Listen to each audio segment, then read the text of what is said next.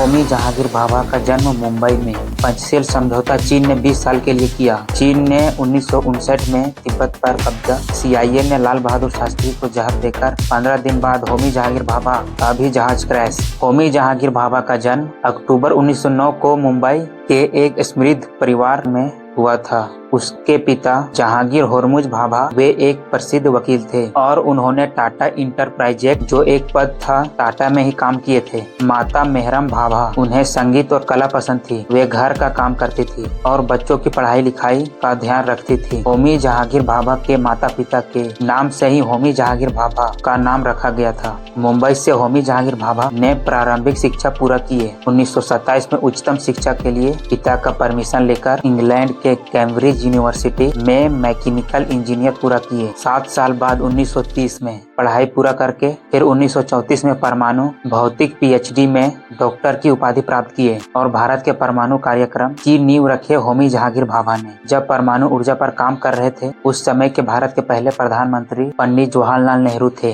होमी जहांगीर भाभा को 1944 में एक पत्र लिखकर परमाणु अनुसंधान के लिए राजी किए थे। परमाणु बम बनाने की बात होमी जहांगीर भाभा ने कहा कि यदि उन्हें पर्याप्त संसाधन और छूट मिल जाए तो वे 18 महीने में ही परमाणु बम बना सकते हैं। लेकिन उनका मुख्य लक्ष्य था परमाणु ऊर्जा का शांतिपूर्ण उपयोग करना था। परमाणु कार्यक्रम की शुरुआत नेहरू ने भाभा के आग्रह पर अप्रैल 1948 में परमाणु ऊर्जा अधिनियम पारित करवाए और परमाणु ऊर्जा आयोग का गठन किए, जिसके बाद होमी जहांगीर भाभा पहले अध्यक्ष बने। लेकिन भाभा बोले यहाँ चीन से दिक्कत हो सकता है, कहीं हमला न कर दे। होमी जहांगीर भाभा ने पंडित जवाहरलाल नेहरू को बोले कि चीन से 20 साल का पंचशील समझौता कर लीजिए और नेहरू पंचशील समझौता के लिए गए। 29 अप्रैल 1954 चीन के प्रधानमंत्री चाउ एन लाइन भारत के प्रधानमंत्री पंडित जवाहरलाल नेहरू ने हस्ताक्षर किया और पंचशील समझौता हो गया। पंचशील समझौता का मतलब होता है कि दोनों देश आपस में शांति से रहेंगे और एक दूसरे से झगड़ा नहीं करेंगे। हम एक दूसरे के जमीन कब्जा और देश की आज़ादी का सम्मान करेंगे।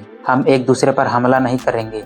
हम दूसरे के अंदरूनी मामला में दखल नहीं देंगे। कोई देश खुद को बड़ा या ताकतवर नहीं समझेगा या ताकतवर समझ के दबाव नहीं डालेगा। मिलजुल कर शांति से रहेंगे, यही बोला गया था पंचशील समझौता में। इसी को पंचशील समझौता बोलते हैं और भारत के प्रधानमंत्री चीन के प्रधानमंत्री ने साइन किया था। लेकिन यहाँ चाइना ने चाल खेल दिया। चीन के प्रधानमंत्री ने बोले कि हम पहले पंचशील समझौता को 6 साल मानकर देखेंगे, उसके बाद इसको हम पंचशील समझौता को आगे बढ़ाएंगे।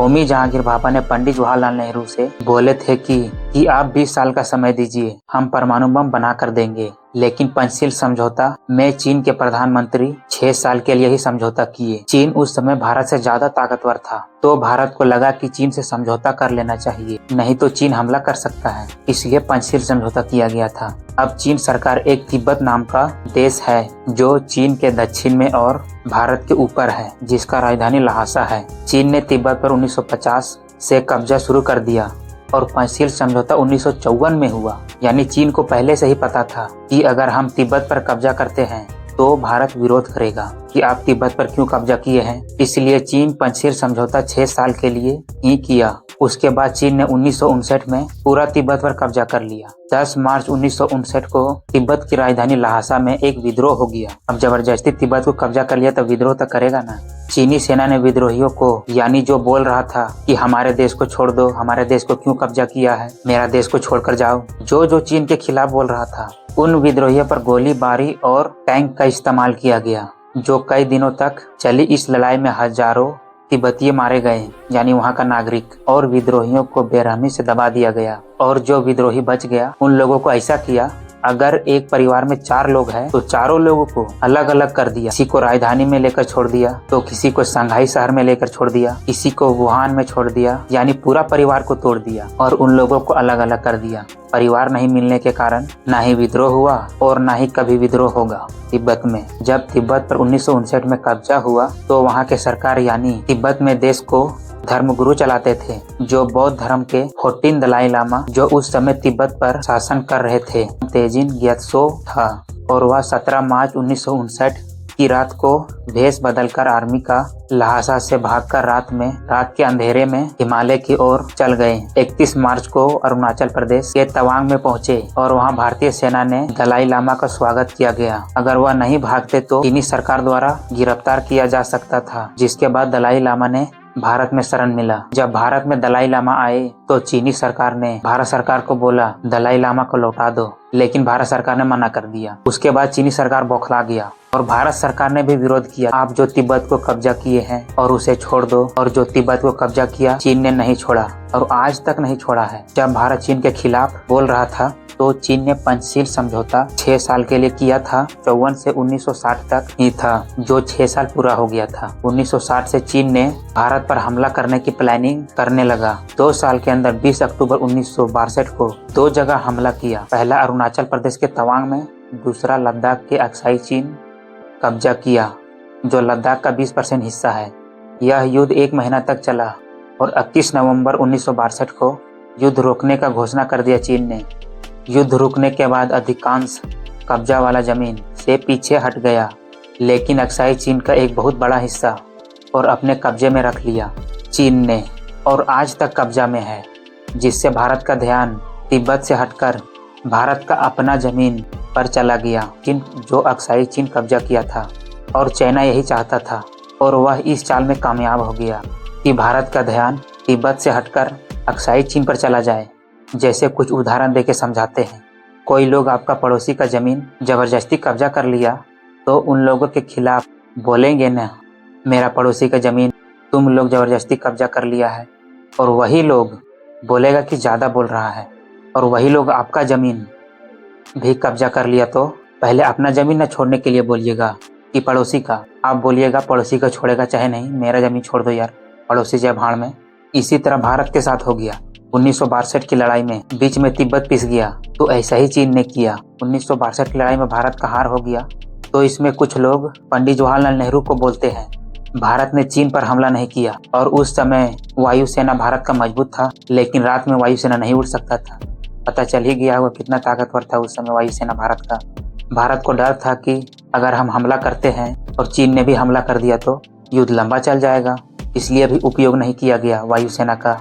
और उस समय भारत को अमेरिका से उम्मीद था कि कुछ अमेरिका मदद करेगा, लेकिन मदद नहीं किया। और उस समय भारत नया भी था और आज़ादी हुए ज़्यादा समय भी नहीं हुआ था, और उस समय भारत के पास पैसा भी नहीं था, तो हथियार कहाँ से खरीदेगा लड़ाई करने के लिए। और भारत को चीन पर बहुत भरोसा था। युद्ध लड़ने के लिए भारत को चीन का इरादा पता नहीं था, युद्ध लड़ने के लिए कि चीन हमला भी कर सकता है, और चीन युद्ध के लिए तैयार था। 2 साल से तैयारी कर रहा था। पंडित जवाहरलाल नेहरू सोच रहे थे कि हम पंचशील समझौता करके आए हैं। भारत और चीन प्रधानमंत्री ने हिंदी चीनी भाई भाई का नारा दिए थे दोनों मिलकर, और भारत को उम्मीद था कि चीन हमला नहीं करेगा, खासकर जब चीन खुद भी ऐसा कहा था। और चीन ने बोला था आपस में दूसरे से लड़ाई नहीं करेंगे, लेकिन कर दिया। आपस में एक दूसरे के आंतरिक मामले में दखल नहीं देंगे, लेकिन चीन ने तिब्बत पर कब्जा किया। भारत ने विरोध करने लगा कि आप तिब्बत को क्यों कब्जा किए हैं। दलाई लामा को चीन ने मांगा, लेकिन भारत ने दलाई लामा को नहीं दिया, इसलिए युद्ध हुआ। बाद में पंडित जवाहरलाल नेहरू का मृत्यु 27 मई 1964 को दिल्ली में दिल का दौरा पड़ने से हुआ था। भारत के पहले प्रधानमंत्री 74 वर्ष की आयु में मृत्यु हो गया। उसके बाद लाल बहादुर शास्त्री जून 1964 को भारत के दूसरे प्रधानमंत्री बने, जो जय जवान जय किसान का नारा दिए थे। भारत पाकिस्तान के बीच लड़ाई हुआ था तब नारा दिए थे। 1965 में भारत और पाकिस्तान में युद्ध हो गया। पाकिस्तान को लगा कि भारत 1962 की लड़ाई में हारा है, यही मौका है भारत पर हमला करना, और भारत पर हमला कर दिया। जब युद्ध में भारत ने ज्यादा जमीन भारत कब्जा कर लिया पाकिस्तान का, लाहौर तक पहुंचने वाले थे, तो उस समय क्यूबन क्राइसिस चल रहा था अमेरिका रूस के बीच में, तो समझौता करने के लिए बुलाया गया। इस युद्ध को समझौता करने के लिए लाल बहादुर शास्त्री और पाकिस्तान का राष्ट्रपति मोहम्मद अयूब खान को बुलाया गया। उज्बेकिस्तान की राजधानी ताशकंद में बुलाया गया सोवियत संघ के द्वारा समझौता करने के लिए दोनों देश में, जो अभी रूस है। 1991 में 15 देश में टूट गया। जब नहीं टूटा था तब सोवियत संघ बोला जाता था। जब 15 देशों में टूट गया, जो सबसे बड़ा हिस्सा जिसे आज रूस के नाम से जानते हैं, इस समझौते में सोवियत संघ के द्वारा किया गया। भारत और पाकिस्तान की सेना को लौटना पड़ा। इसमें भारत का हार हुआ, क्योंकि ज्यादा जमीन भारत ने ही कब्जा किया। जितना जमीन भारत ने कब्जा, वो सारा जमीन भारत को छोड़ना पड़ा, क्योंकि सोवियत संघ नहीं चाहता था कि एशिया में लड़ाई हो। वही समझौता के बाद वही रात को 11 जनवरी 1966 को उज्बेकिस्तान की राजधानी ताशकंद में लाल बहादुर शास्त्री का मृत्यु हो गया और भारत के मीडिया ने पेपर में छापा कि भारत के लाल ने भारत को बेच दिया।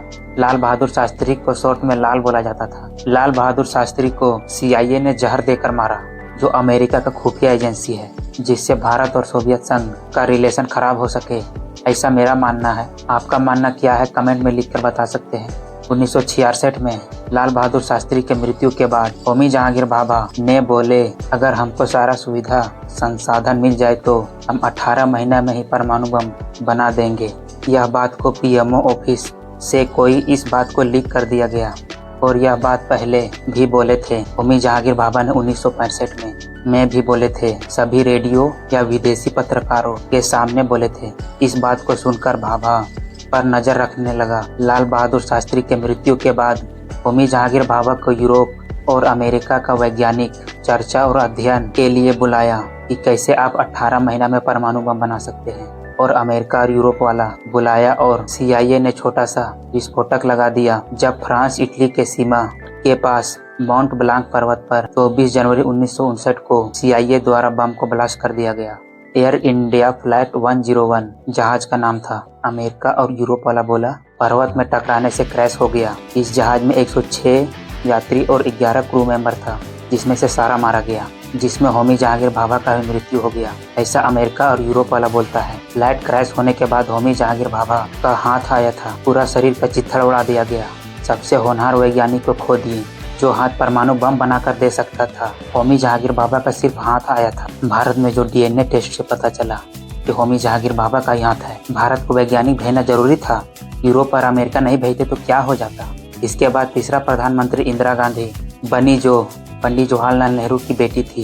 इंदिरा गांधी भी परमाणु बम कार्यक्रम में काम कर रही थी, जिन्हें भारत के परमाणु कार्यक्रम का जनक माना जाता है। और इंदिरा गांधी परमाणु बम बना रही थी तो अमेरिका भी नजर रख रहा था, कहीं भारत परमाणु बम तो नहीं बना रहा है।